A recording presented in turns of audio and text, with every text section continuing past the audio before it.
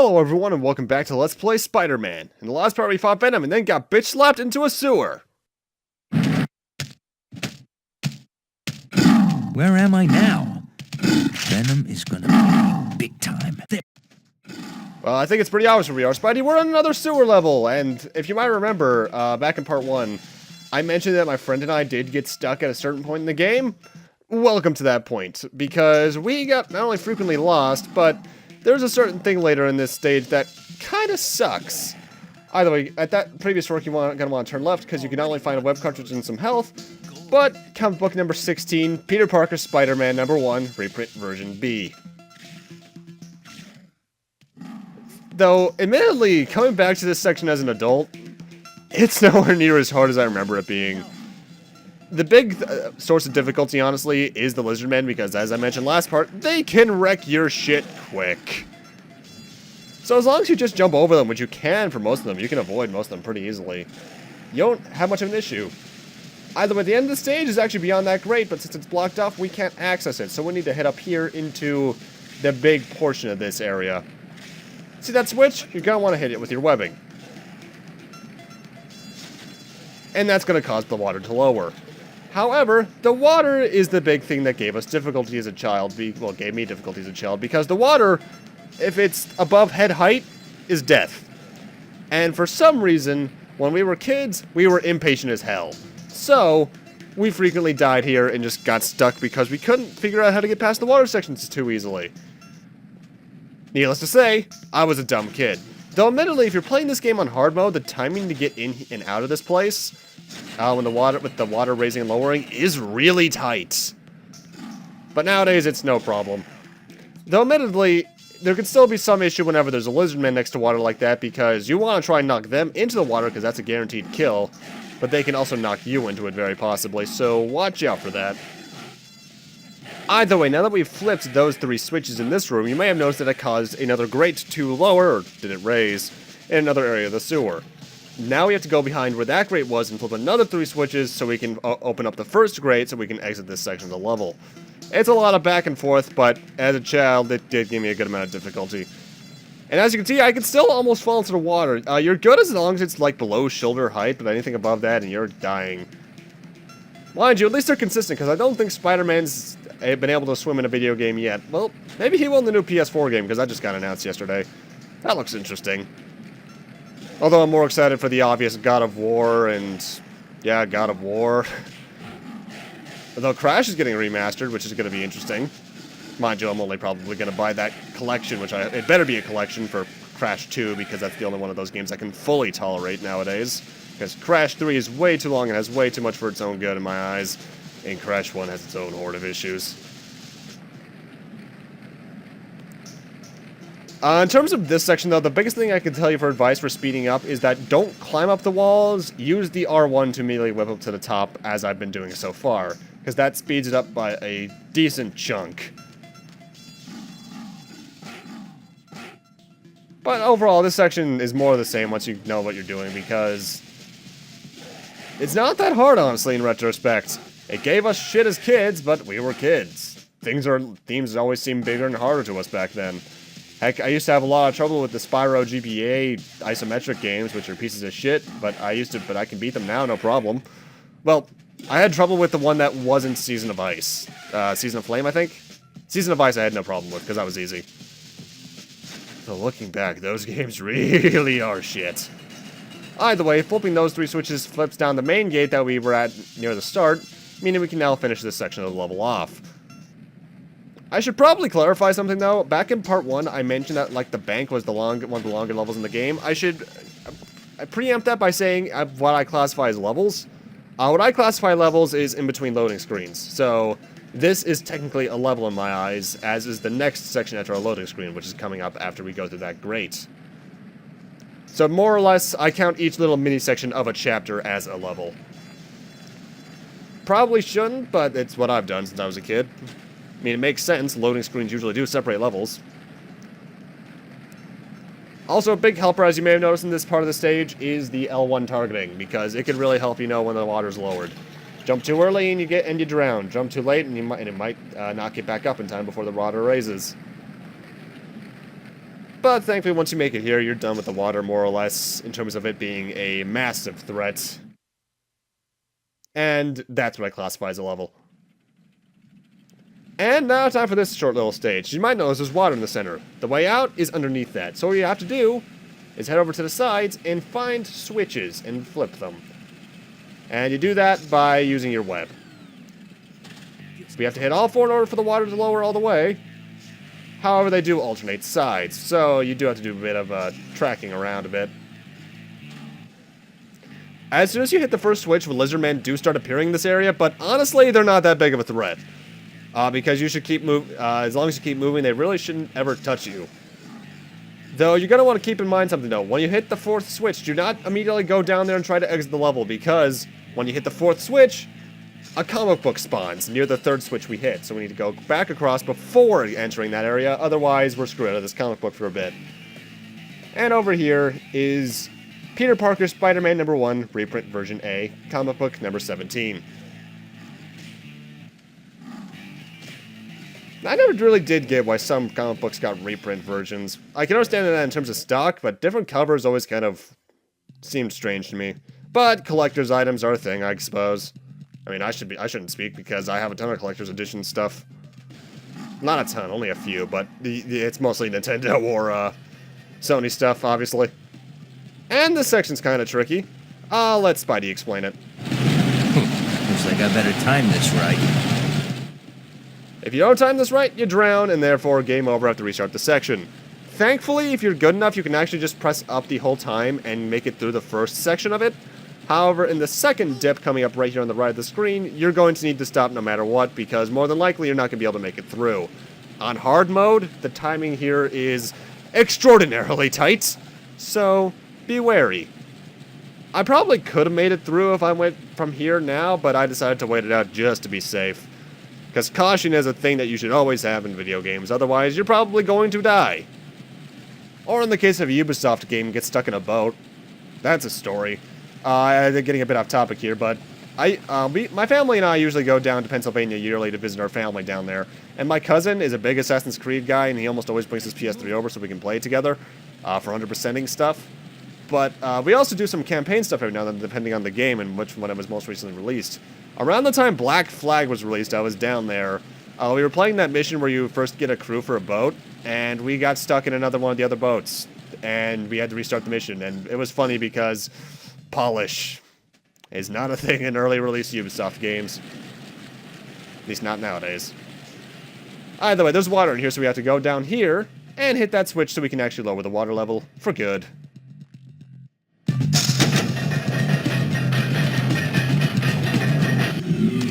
Coming through! Well, that was rude. Now that we've cleared the water, there's actually some lizard men down here, but that's not much of a problem. Admittedly, I know I mentioned earlier that you can just jump over the lizard man and you're more or less fine. That's more or less the case in hallways, because in big open areas like this, their spit attack is honestly really annoying because they can just interrupt your running and it sucks.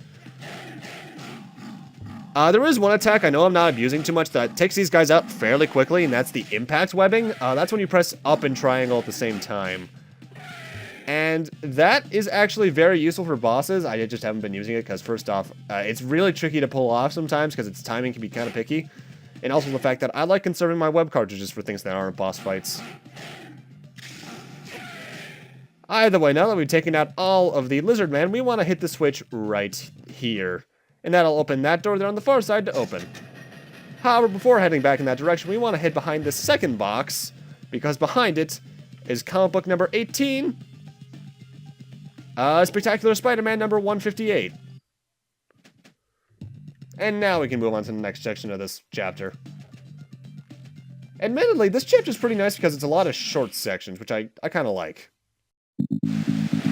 Where are you?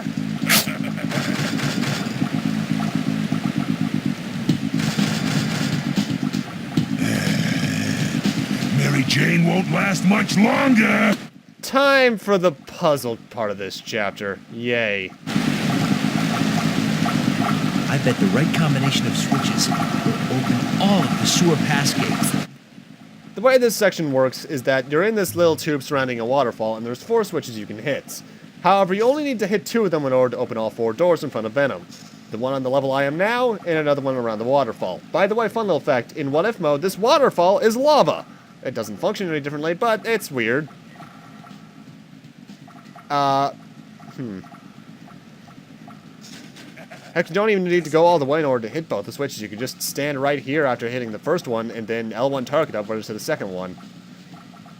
Because as I mentioned back when we first did L1 targeting, you can hit targets from this mode as long as the reticule is blue, like so. Ooh, look at the big brain on Spidey. There. That's the last switch. This section actually used to give me some amount of shit, but nowadays it's no problem. Oh, and here's a bit of a control issue I don't think I've shown off. When you're crawling on walls, your control thing is actually set, depending on where you're landing. Come back here, Venom! And by that I mean sometimes going up will be pressing down, and I hate it when that happens. Just make the controls reset whenever you land on a wall. Mind you, it might have to do with which direction you land on it in. Either way, this is actually, I think, probably the most annoying section of the level. We're constantly crawling over instant death water while trying to avoid other instant death obstacles like crushers. And occasionally we'll run into Venom and have to do a mini fight with him. Well, sort of have to. You can completely avoid it. But he's constantly taunting you, and that's your idea of where to go next, is based off where he's coming from.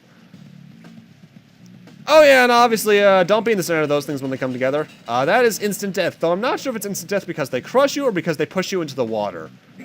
Also, a fun little thing I actually didn't notice until this recording, Spidey actually has different wall crawling animations depending on what surface he's on. Odd little detail, but I like it. Starting to sweat here, Parker? Well, it is summer, so yes, actually I am. Since he taunted us in that direction, we actually want to head over here, and you can do the miniature little boss fight with him, but it's not worth it, so I'm just going to avoid him, because you can walk right past him and he will despawn. He gets kind of pissed at you, but worth it. Lizard! Knew it. Spiderman! Venom has imprisoned me and has taken my lair. Now he's using my lizard man against you. No. He's also imprisoned that Parker woman. Where is she? She's in the lair at the end of the maze. There's only one way to get there. Go back along this tunnel and cross over 2 waterways. At the 3rd waterway, go right. Follow it around the corners, past the machinery, skip the 1st tunnel intersection, then go right at the next one. You will find the woman there.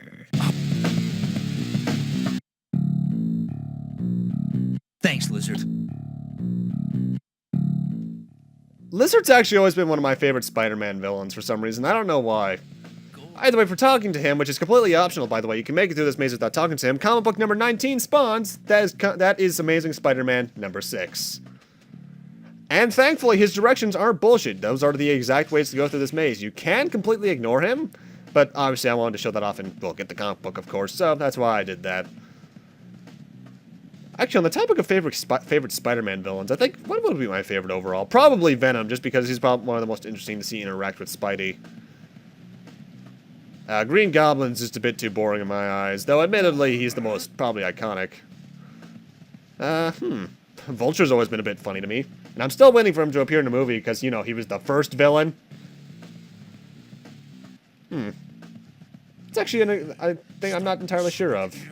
Because there's a lot of Spider-Man villains, because Spider-Man's more or less the most famous Marvel character to date. Although some of the movies have definitely escalated some other franchises into popularity, like Guardians of the Galaxy. But, though if I recall correctly, isn't the formal start of the Marvel Universe the forming of the Fantastic Four? Which is one reason that some people are actually really pissed that Sony or Fox, not Sony, it's that the Fantastic Four is a Fox property at the moment, won't give the rights back to Marvel so they can actually give the formal start a, you know, good rendition. Because admittedly, none of the Fantastic Four movies are that good, though I do enjoy the first live-action one from, like, 2002 a bit. because I saw that as a kid, therefore nostalgia kind of gets in. Plus, Stan Lee makes a bit too much sense as a postman. Either way, I turned right here just because there was a Venom interaction here. You don't need to come down here at all. Like Blizzard said, you're supposed to skip this first intersection, then go down the second one. By the way, if it's not clear enough, the monsters in the sewer billboard from like a part or two ago, that was foreshadowing to these sets of levels. Nice little detail there. My, said the spider to the smaller spider. Help! Is anybody there? Help me! Mary Jane! Please! Hey, you made it. Venom! I'd let you see your wifey poo, but she's in the bath right now.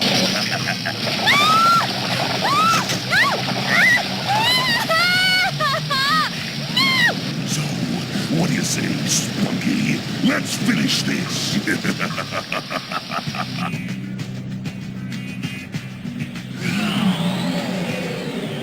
The switch! Turn off the switch! Alrighty, second boss fight against Venom. I think he's actually the only character that gets 2 boss fights in the game. And it actually has a gimmick, as you might notice. Similar to the Scorpion, Mary Jane has a life bar. However, instead of falling, it raises. If the water level goes all the way to the top, she is dead. Venom normally tries to appear in either of the 4 cardinal directions where there is a switch, which he will try to flip, and therefore drown Mary Jane. Impact webbing, as you just saw me use the web balls, is the best way to go about this fight from a distance, because you can get good damage in pretty quickly. Though you don't want to be too far away, because otherwise he'll jump over it and just try to charge you. And watch out, because you can trigger the switches yourselves. Overall, this fight I'd say is actually easier than the first one, because he actually tries to do other things than just try to hurt you. But it goes on a bit too long, because waiting around for him to teleport can actually take a bit sometimes, in my experience. Also, totally didn't reuse the female skeleton from Black Cat on Mary Jane. Right down to the face. It is the exact same face. Overall, though, this fight isn't too bad. Admittedly, it takes me a while to kill him because you'll notice he'll be at that 1/3 mark, around 1/3 mark of his health for a bit too long because I was being very stupid when I recorded this. Which, you know, happens, but could have done a bit better. Actually, who does voice Mary Jane, though? Because she screeches throughout this entire damn fight. That is Jennifer Hale, the exact same voice actress as Black Cat, actually. Yeah, this game only has, like, a voice cast of 5 people, but, you know, impressive for being able to do so much with so little, I suppose. The switch! Turn off the switch!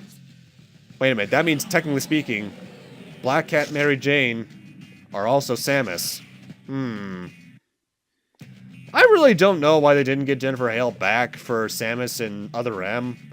Because while I like that game on the whole, admittedly, especially the plot for being overly stupid, the voice acting needed a lot of work, especially Samus, because she could sound so damn robotic.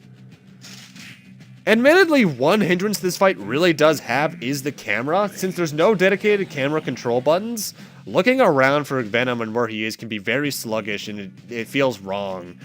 Plus, he might accidentally hit the... No, not accidentally. He might hit the switch and therefore cause Mary Jane to drown a bit more quickly, which is pretty detrimental to the players, honestly.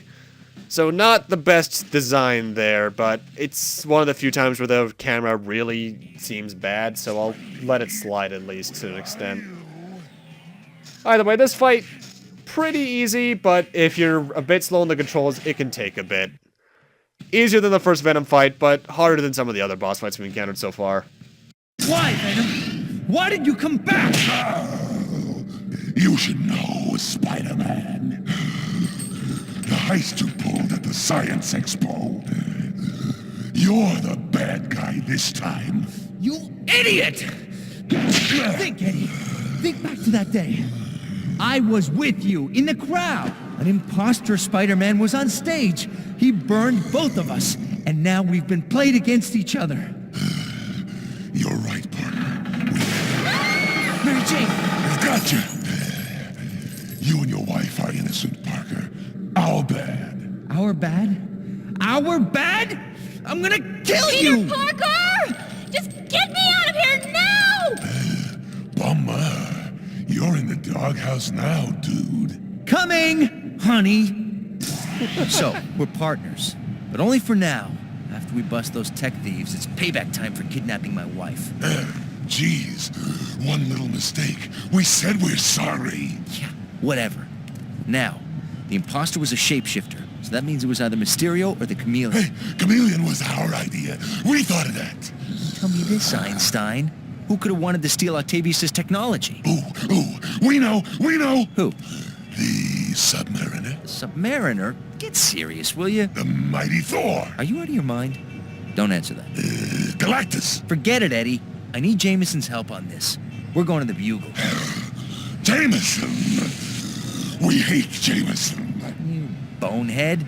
We're not going to see Jameson. We're going to use his computer database. Ooh, are we gonna surf the web? Let's just go, okay? By the power of puns. Either way, with that, I'm going to end this off here. Thank you guys for watching, and in part 5, we're going to raid the Daily Bugle once again. See you guys then.